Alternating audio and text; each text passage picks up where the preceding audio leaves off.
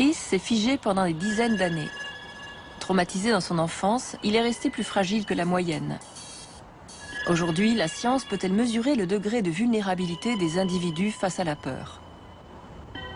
On a voulu établir la différence de représentation entre peur consciente et inconsciente.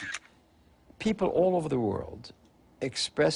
existe dans le monde un nombre limité d'expressions faciales de la peur, 7 ou 8.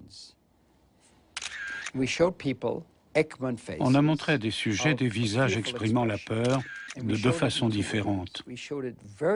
D'abord brièvement pour que le sujet n'identifie pas consciemment la peur.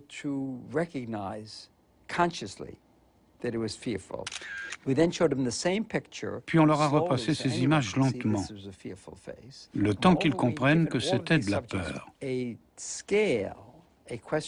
En outre, on a donné au sujet un questionnaire pour mesurer l'anxiété.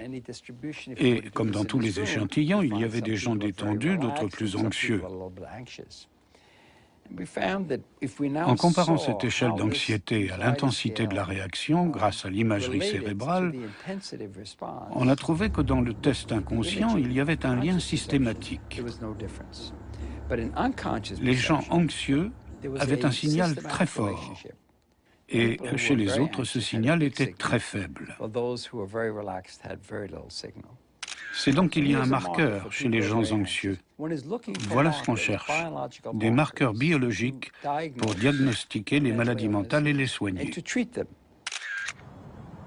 La peur est universelle, mais elle a une face cachée au plus profond de notre inconscient, ce qui la rend unique pour chacun, tant sur le plan biologique que psychologique. Pour mieux la comprendre, il faut retracer l'histoire individuelle de chacun.